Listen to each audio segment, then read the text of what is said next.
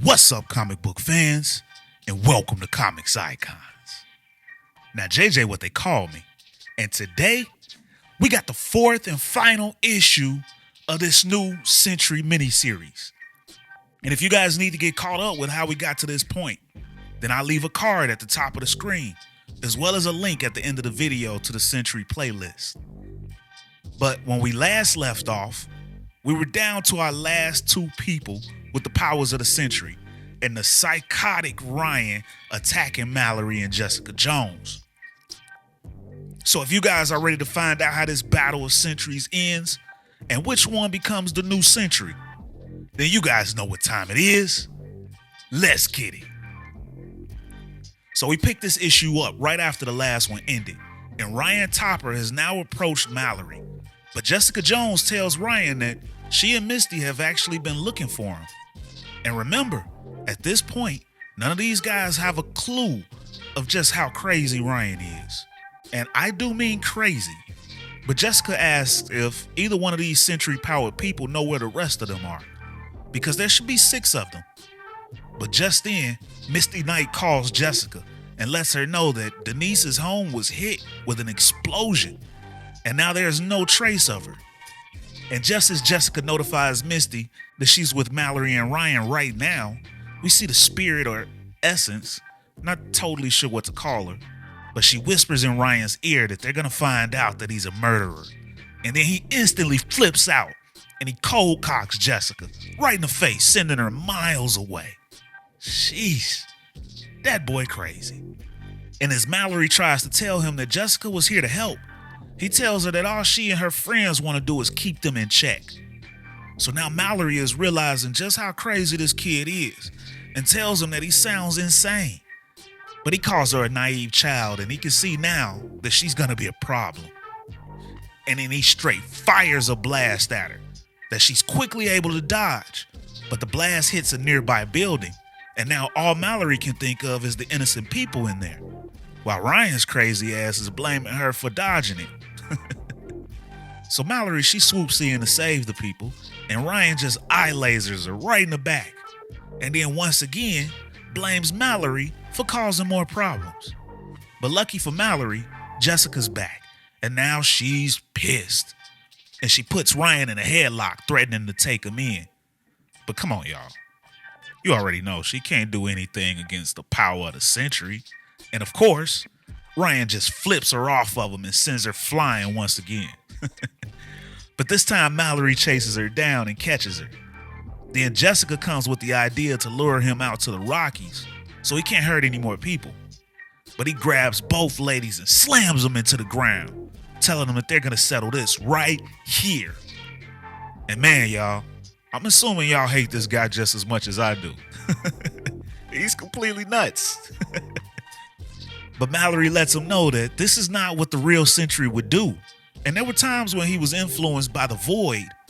But behind that, Robert Reynolds tried his best to be a good, honorable hero. But Ryan feels he's doing what's necessary for the greater good. It doesn't need a hero like Mallory, who can't handle this power, let alone herself. And as he does that thing, where the villain starts to monologue way too much, Mallory blasts Ryan straight up into the sky. Meanwhile, Ryan is still being haunted by the spirits that he's absorbed, and they're taunting the hell out of him. Then Jessica asks him to explain what happened to the other Sentries, but Ryan tells her to be a detective and figure it out. But the spirits, they keep taunting Ryan, and he's really losing it now, as if he wasn't already before. But now Mallory can hear them too.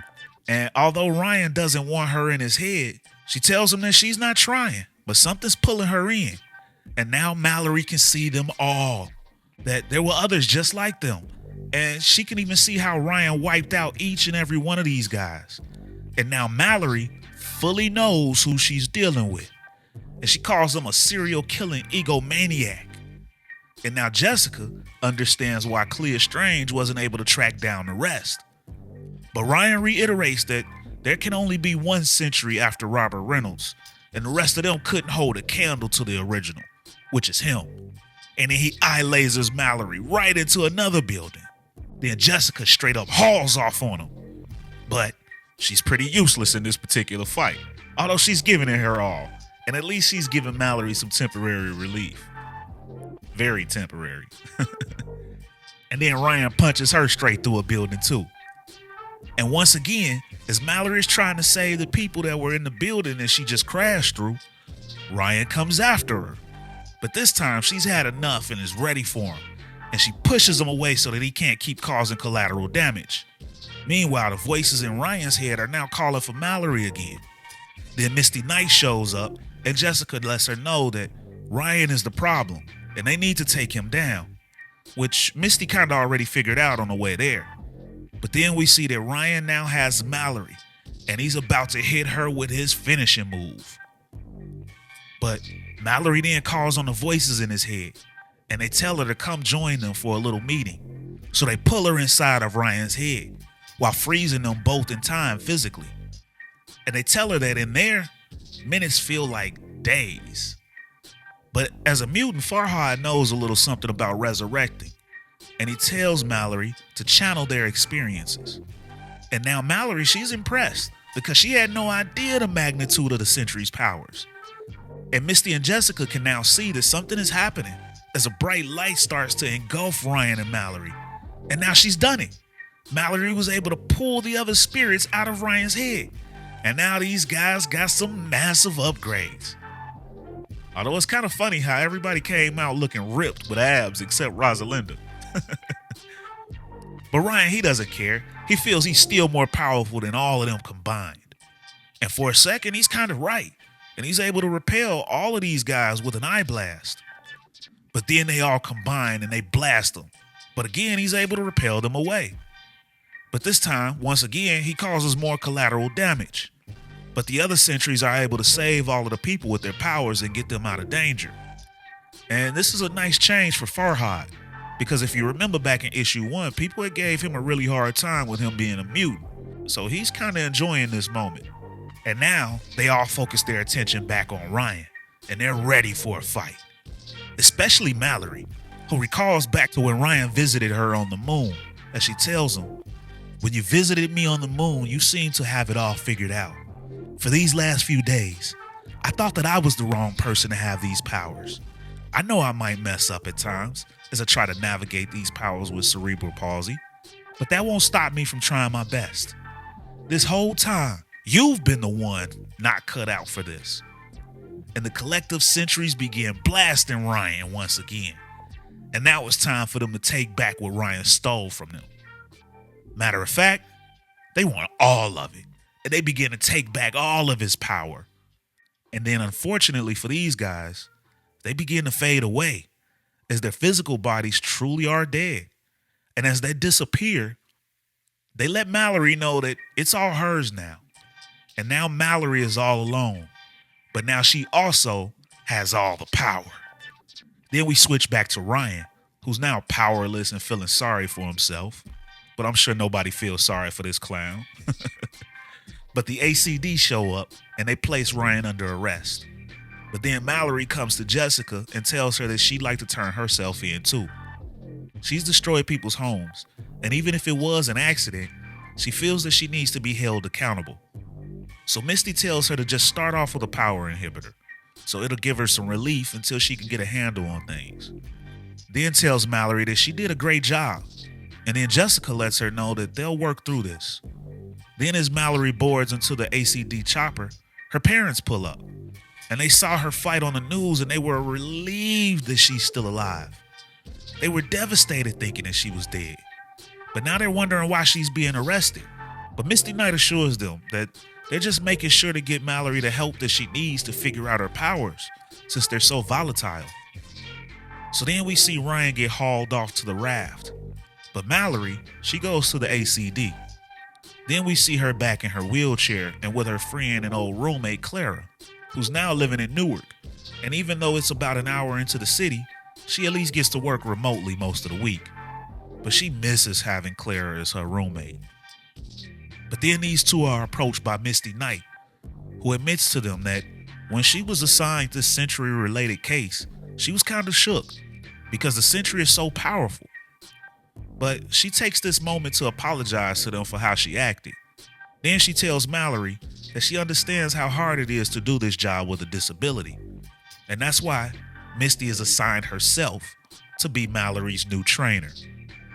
Then, as Mallory is happy for the help, she lets Misty know that it's now time for her to forge her own path. So from now on, call her Solaris. And that, my friends, is the end of this issue and this series. So what did you guys think about this series? I thought it was kind of cool, although I'm a little bit mad that we didn't get any signs of Robert Reynolds like I was hoping for. But all in all, I thought it was pretty cool and I enjoyed the artwork. Although I do see now how they did kind of leave a door open for the Sentry since Mallory had changed her name to Solaris. And what do you guys think about the name Solaris? I was also glad to see Ryan lose his powers, although it did kind of suck to see the other Sentries lose their lives. But at least it maintained the high stakes, which I can appreciate. But I also wonder what happened to the Avengers. They did notice that Ryan had some screws loose, so why didn't they continue coming after him? It's kind of odd. But I also wonder what's next for Mallory. And I wonder if we see any of her training with Miles Morales. Because Misty Knight had also been training him too. But what did you guys think? Do you like Mallory as a character? Do you want to see her get her own series? Or where do you think it'd be cool to see her next? But shout out to writer Jason Liu, who did a pretty good job with this series. It wasn't exactly what I had expected in the beginning, but it was kind of fun following it. And how come everybody got abs except for Rosalinda? That's still kind of bothering me. But I guess maybe it was because everyone was represented by what they wanted to look like, and Rosalinda was happy in her own skin, which I can dig that. But as always, if you guys enjoyed this video and this channel, and you'd like to support the channel, then you could do so by joining the new Iconic Fan Club channel membership. With your membership, you'll gain access to weekly interactive live streams with yours truly in front of the camera, where we could talk about everything that's been going down in these issues, as well as ones that you'd like for me to go over in the future and other comic book news. Plus, you guys also get loyalty badges, member shoutouts, and more. Or you guys can donate to the channel with a super thanks. And if you're not able to do that, then you can still be a big help to this channel by dropping a like, share, and subscribing to Comics Icons for more icons in the comic book world. But ladies and gentlemen, y'all know it's about that time. I'm out. Peace.